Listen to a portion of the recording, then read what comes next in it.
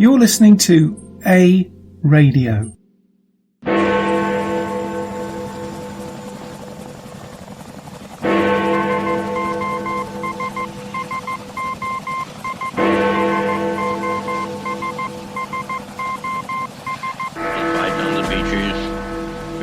On the landing ground.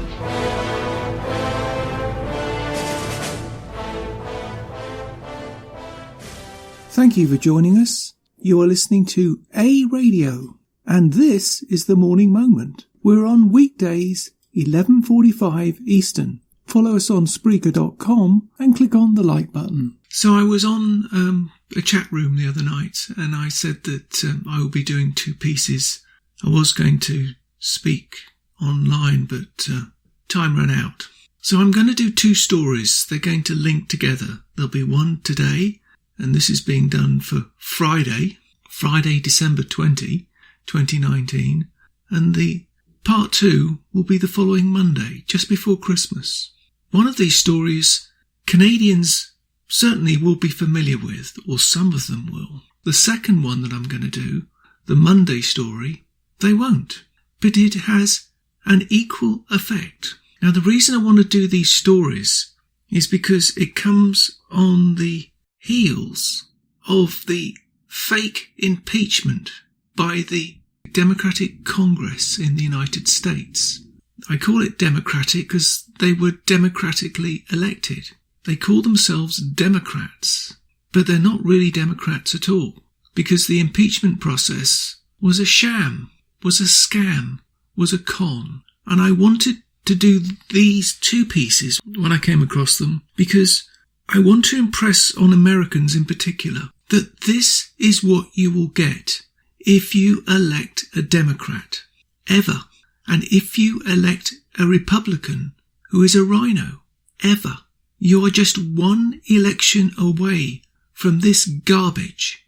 And this is garbage that YouTube in particular are blocking you from hearing about, certainly in Canada. It's not hate speech. This is a piece from a Canadian national news organisation. And what I'm going to read to you is from people who are learned people, or so they think they're learned, because they have the names Associate Professor or Professor in front of their names.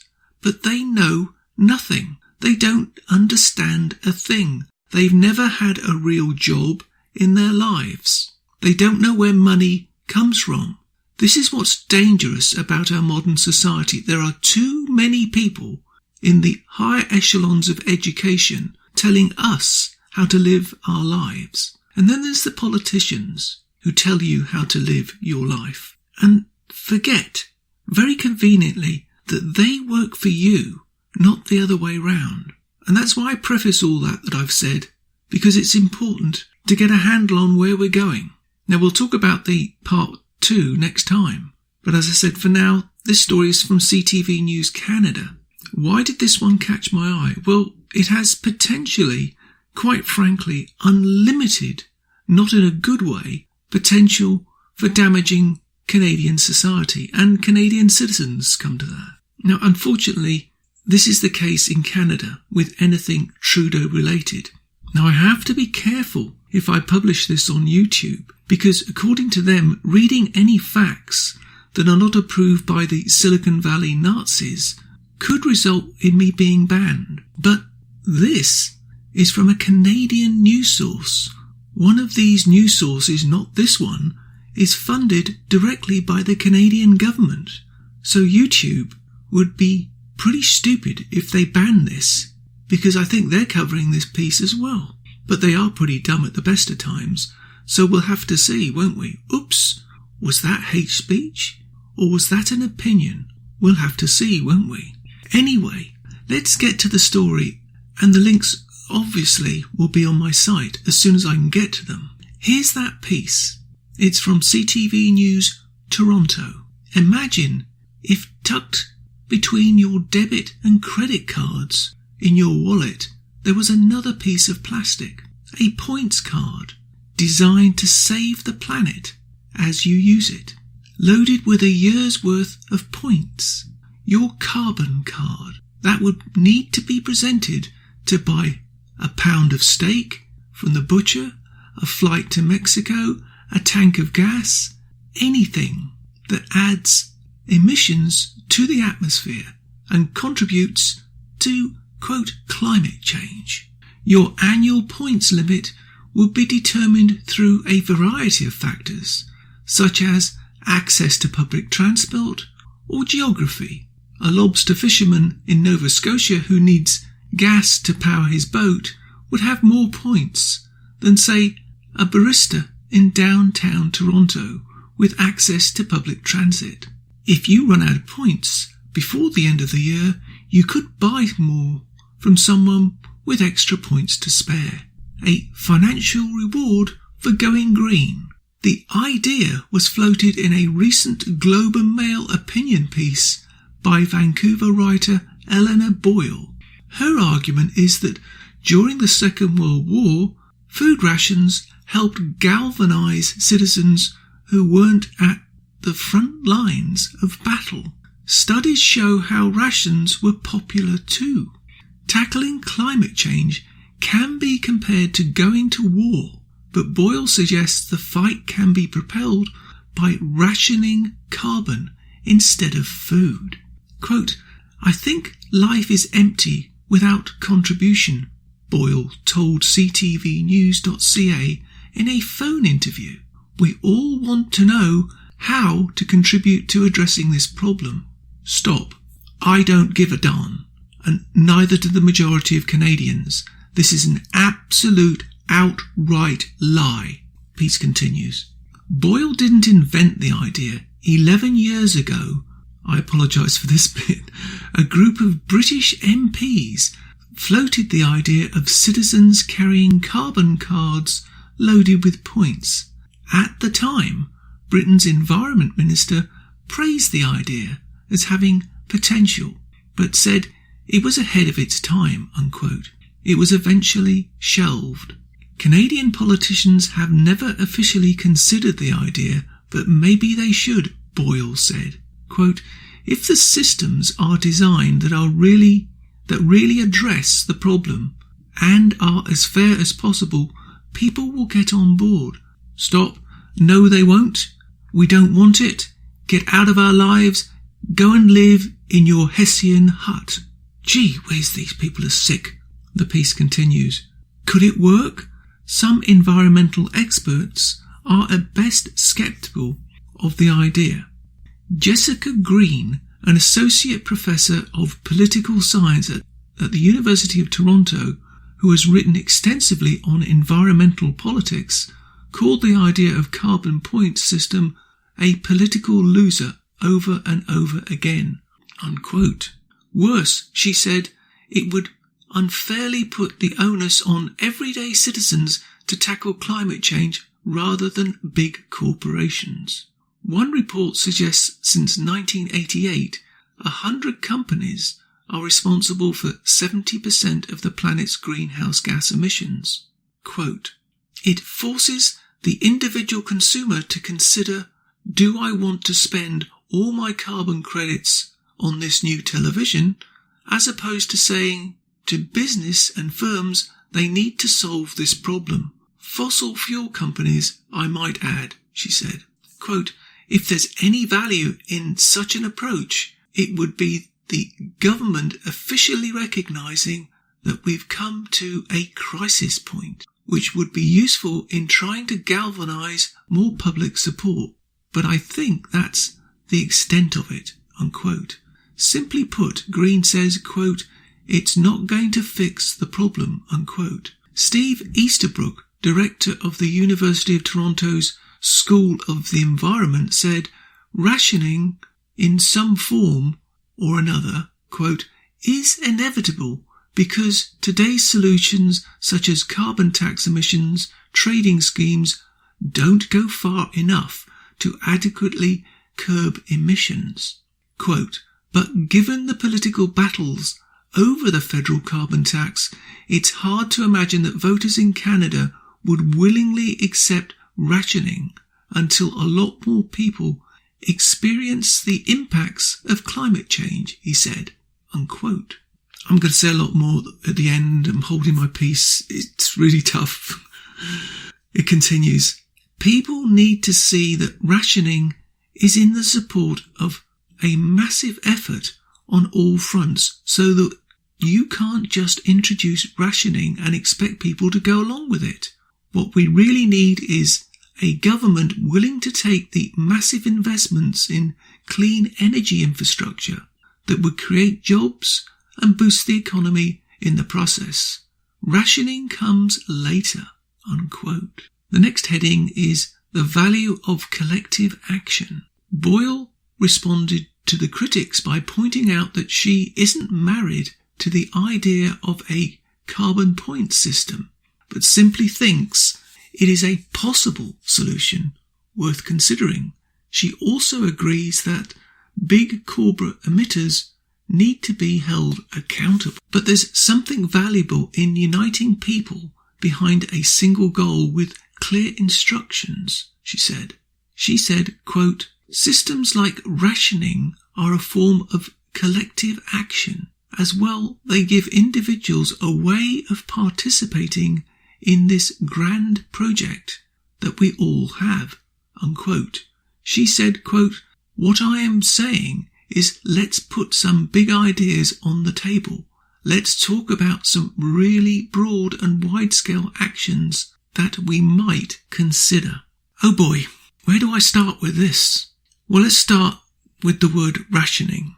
In a democratic society that's not at war, that is, not at war with a foreign power trying to bring us down, the idea of rationing is obscene. Any politician that signs up to this is signing their death knell. Any party that signs up to this is signing their death knell. These lunatic left-wing nutballs from Vancouver and these lunatic left-wing nutballs from Toronto can have their climate change all day long. I, for one, would like to see no cars coming out and into Toronto. Let's see how long Toronto survives without cars. Let's see how long Toronto survives without gas-powered power stations as they shut down the coal ones. Let's see how Toronto survives without nuclear power.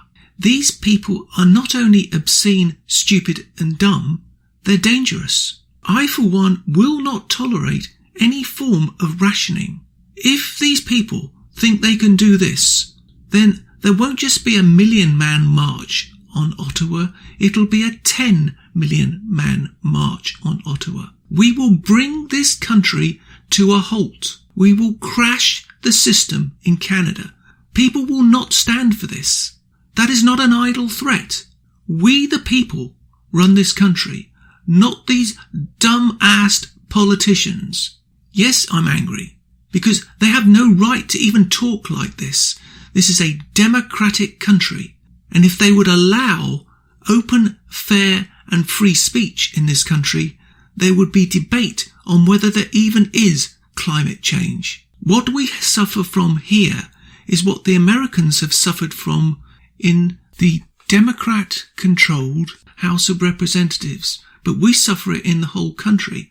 Debate on climate change is shut down. We cannot debate it. They are scared to debate it because climate change is one part of Agenda 2030. Look it up. It's a game they're playing with our lives. Donald Trump made a comment in Battle Creek, Michigan. He referenced the Yellow Jackets in France and the people protesting because of the higher gas prices. Well, we have higher gas prices in Canada than they do in the United States. That's principally because we use the metric system and they can hide it. But nevertheless, our food prices are going through the roof. People cannot afford to buy basic things anymore. The value of the Canadian dollar is collapsing, yet Trudeau marches on with his carbon dioxide tax. And people say nothing. People believe this garbage climate change. And it's garbage.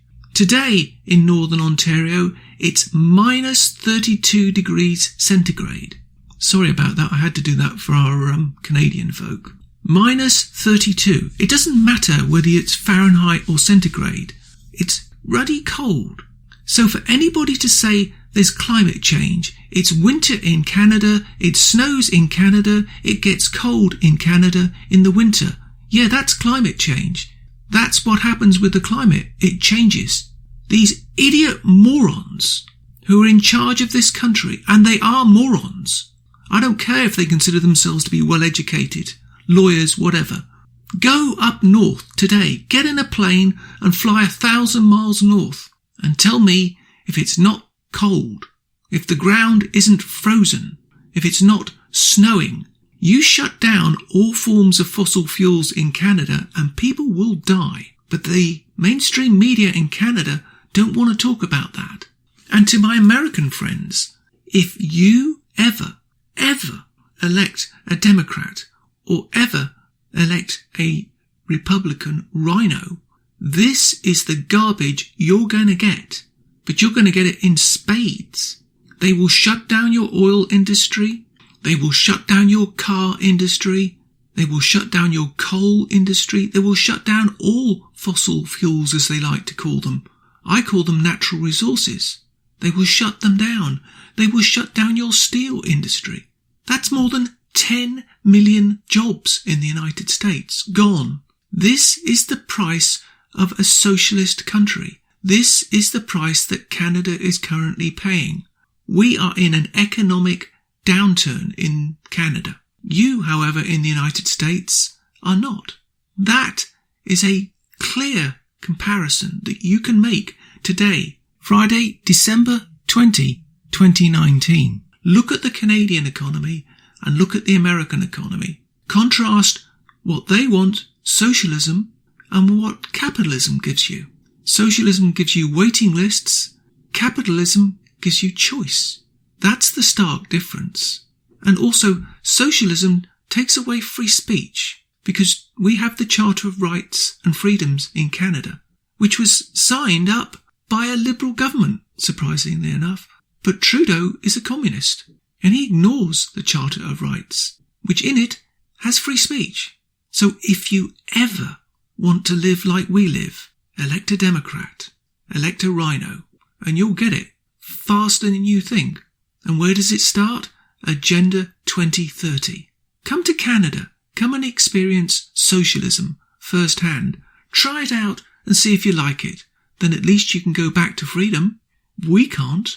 Tune in next time for part 2, which is a little bit more detailed aspect of something that could come to Canada very soon, and it could come to the United States very soon. You can find more at aradio.wordpress.com, where you can find links to us on Twitter, Facebook, Instagram, iTunes, iHeartRadio, Gab, Spotify, and email.